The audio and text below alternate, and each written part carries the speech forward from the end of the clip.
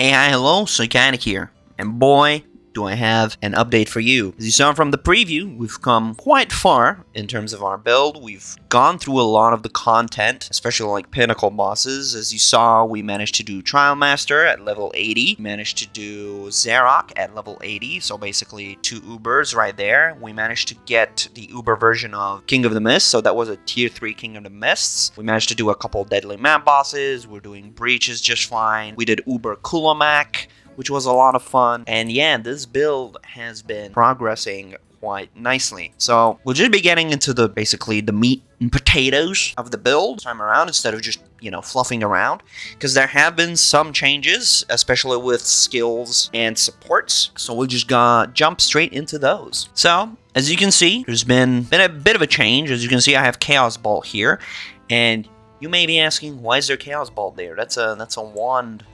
That's a wand ability. The reason for that is because we're weapon swapping. Yes, we managed to get some intelligence strictly to use Despair. Despair decreases chaos resistance, and since we're using chaos skills and a chaos bow, we are essentially using this to further increase our damage on mods. We just need the Despair gem. Now, before I jump into that, I'm just gonna go through the skills top down as to not confuse you. So we'll start from the very top. We'll ignore, obviously, the 2 basic ones. They're not really important. We're gonna start from here, essentially, and yeah, go on from there. The first skill, this is still very important. This hypercharges our toxic growth, and it's good for clear, especially in things like Breach and Ritual when you're getting surrounded. It's just overall a good skill. I'm still yet to get the last slot. I'm not sure I'm gonna put there, but it hasn't really changed since you last guys saw it. We have Bursting Plague, Bleed. Yeah, we have Bleed 3, Admixture, Magnified Area, and Bursting Plague. That's pretty much still the same thing. Next up, we have Poison Burst. This is also pretty much the same as you last saw it. We have Bursting Plague, Rapid Attacks, Multi-Shot, Bleed 3, and Admixture for the added bleeding poison magnitude, because obviously this poisons by itself, and then we have the added 100% chance to inflict bleeding. Rain of Arrows, there was a slight change. We have Perfect Jeweled this one, and I've added Withering Touch to it. Since the last time, not much has changed in terms of the skill. I'm still trying to figure out how to make Withering Touch work better, because when it works, it's like genuinely disastrous for the enemy, because if you manage to get 3-4 stacks of Withering Touch on a boss or an enemy, you just completely destroy them, because 26% Wither is like, what, 26% extra chaos damage, paired with the, negative chaos res from Despair, and you're just destroying things, especially bosses. Vine Arrow, this is still in use. It's still pretty good. I will probably buff this, like, toy around with it more once I get more jewels. I'm still just not sure. Now, this is the major change. So we got Despair in our build, which we use the weapon swap because it's instant now. And we use this essentially to debuff rares in a cluster or the uniques when we're fighting them. All it takes is you're shooting, you press F once, and then you just continue shooting. It's very fast, it's very smooth when it comes to using it. On it, we have Efficiency 2 because it's a very expensive skill. Prolonged Duration because we want the curse to last longer. Magnitude, for obvious reason, we want the curse to be stronger if possible. And they erupt much quicker, strictly because this is a very slow skill without it. So yeah, it's just good to have, especially if you're finding like a fast boss or fast rare that's just constantly on your ass.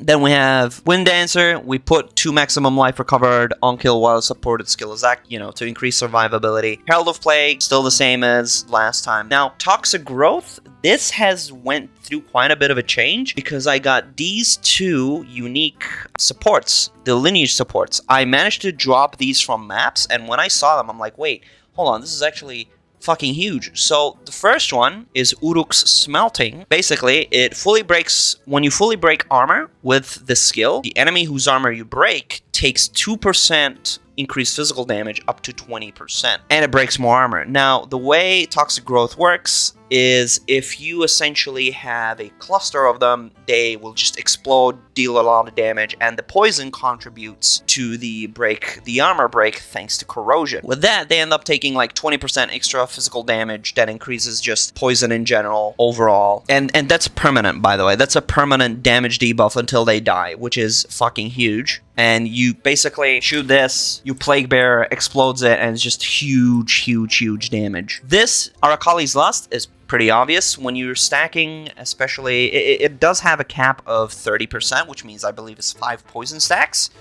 But still, 30% extra damage, strictly because they have poison stacks on them, is quite huge. Then we have the concentrated area. You can swap this around. This is strictly for bossing, because we want clusters of toxic growth to be close to each other when they explode, so that, you know, they overlap in massive amounts of damages. You can probably change this to like close combat or something when you're mapping, because in mapping I found when toxic growth is spread out, you have an easier time to clear, per se, like breach.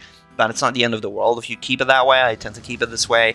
Corrosion, this is important to break armor, especially when it goes along with this and it stacks with poison, so it builds poison. And the poison, the way it works, I believe it stacks off the most damaging poison. So if you explode this and you deal a lot of poison damage, then you'll just break everything. And pinpoint critical, obviously, because we want them to have a higher chance to crit. I believe my crit chance on this skill is about 54%, which isn't too bad. So yeah, you have like a 54% chance for each and every single one of these to crit, which is huge damage.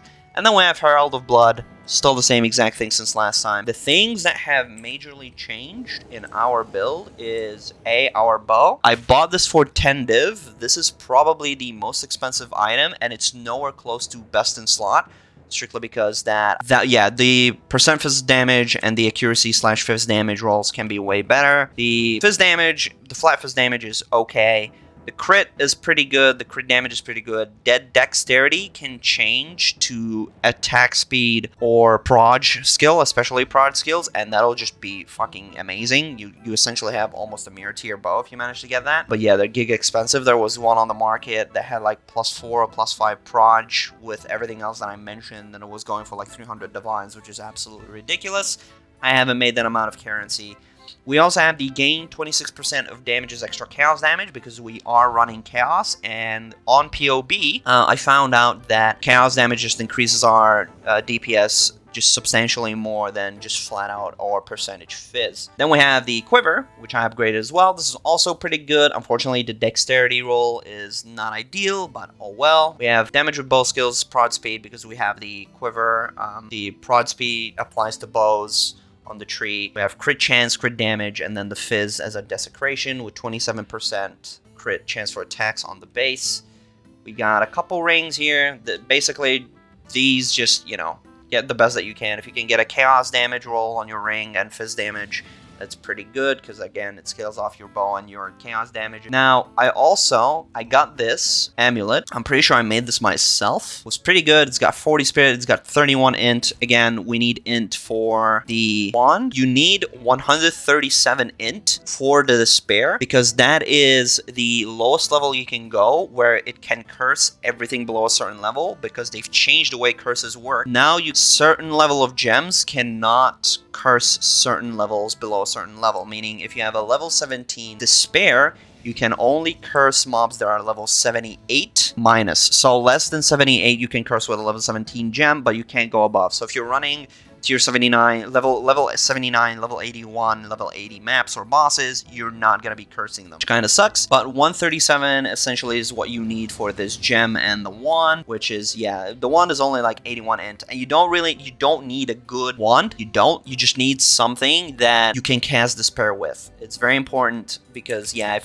this feels very good. It does wonders. And then, yeah, we have the Pure Chaos Anointment. It's on the tree. You can find it. I'll show you in the tree relatively soon, but yeah, gain 11% damages extra chaos damage, which goes very well with our bow and our current ruins as well. Now, for the tree, I finished my Ascendancy. As you saw, I killed the Trial Master. That's how we got our last 2 Ascendancies.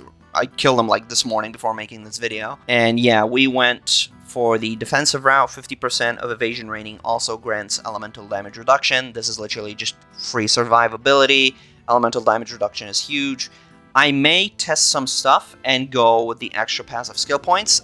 this is strictly for testing. I don't think I'll actually, you know, stick with this if I do decide to go this way. And yeah, maybe even fuck around with acidic concoction a little bit, but yeah, I don't think this will go anywhere. With that said, our tree is looking very similar still. We've removed some nodes from last time, so we've removed these two. I'm pretty sure we don't have them. We don't have them anymore because my reservation is fine, and I managed to get some extra spirit on my gear. Essentially, we did the weapon set, so we have weapon set 2 going up here for the curse duration and the withered magnitude. So this is essentially on our weapon set 2. So these skills are activated when we switch to our wand, which is, you know, it's a very cool little thing, because it also withers enemies when they're in your presence. So it's just a free wither stack essentially, and it increases the magnitude. So yeah, I've been toying around with that. It's been working out pretty fine. And then we just have the usual, you know, crit nodes. I will be, obviously, there's still some stuff that I need to change. I need to get these nodes down here because this just increases our damage further. And then once I get those, I'm either going to get more survivability. So there's another evasion, some evasion nodes here with the last like 4 levels if we manage to get them. This just increases our survivability. It takes our evasion to like 75%, I think. I am also tempted to just get more nodes for damage, but I'll probably just get survivability because we may just take 1, 2, 3, 4, or like 5. Yeah, we'll have to see. But yeah, in terms of that, the major changes have been a better bow. We have the anointment now with full chaos. We have the weapon swap, and yeah, other than that, there's not much has changed. Just better gear. The spare changes, and as you saw, we've been destroying pretty much any form of map. I am trying to do Xesht and stuff, and trying to do Arbiter and Arbiter. I just have not been lucky with my Atlas at all, because genuinely it's just fucking impossible to get anything done on the Atlas with the way it's currently set up. I've tried to do deadly map bosses, so I've done this one down here. Where is it? Yeah, this one down here, the Derelict Mansion. I killed them. They didn't drop me the fragment, which means I wasted this entire fucking time trying to get it up, and they didn't drop me a thing. There's another one down here that I've looked all over the fucking map. This map I can't even get to, and it's right next to it. There's no way for me to access it. And it's just, no map is dropping the little fucking idol for this. And I don't know why. I don't know what I'm supposed to do. Maybe like one of these here have like the item I need. But yeah, with Xesht, you can kill Xesht with this build as well. The only problem with Xesht, and the only problem with me, is I am dog shit at dodging some of his mechanics. So the little ball thing where he shoots like 6 balls and he shoots them 2 at a time, yeah, I'm horrible at dodging that. So yeah, I died like the 2 times I tried to kill him. No, come on, how did that hit me? It's like, oh. But you can absolutely kill Xesht with this build as well. King of the Mist isn't bad. The only thing with King of the Mist is obviously the clusterfuck that's happening in his fight with the blood waves and the chaotic boils and the tornado. You can still kill him relatively easily, still, as you saw. Other than that, yeah, it's been a very chill week in terms of content. And yeah, I'll keep you updated. It's been very good. I'll be posting a POB with some notes and yeah, just the gear on there, and we'll just have to see how it goes. If you guys have any questions, obviously just join my Discord, ask questions there, ask questions in the comments. Yeah, you can easily do all the content with this build, barring Arbiter and / Uber Arbiter, strictly because I haven't tried them yet, so I don't know how it'll perform. I've never fought Arbiter in POE2 because I just could never be fucked going to the Citadels and stuff. They're just complete ass to get to. And it turns out even the first phase of Arbiter is complete ass to get to because I just can't seem to find the fucking fragments at all. Other than that, this build has a lot of defensive layers that can keep you alive. Like when you're moving, you have 70% evasion, you have 61% chance deflection, and then you have the added elemental damage reduction, you have chaos res if you get the items properly, and like fire, cold, and lightning. And yeah, it's just, you're immune to freeze and immune to poison thanks to the Ascendancy and the skill tree. It's very good. It's a very good build. I would recommend it. I may be going to another build, or just another type of content really soon. When I say content, I mean either like doing hardcore, or just, you know, switching to warrior or something, maybe trying homebrewing a build with warrior, although I'm not as confident because I don't know melee as much in this game compared to, you know, projectiles and bows and all of that. But yeah, enough yapping. Thank you so much for watching. If you have any questions, feel free to hit me down in the comment section or on Discord. And yeah, peace out. I'll see you in the next one.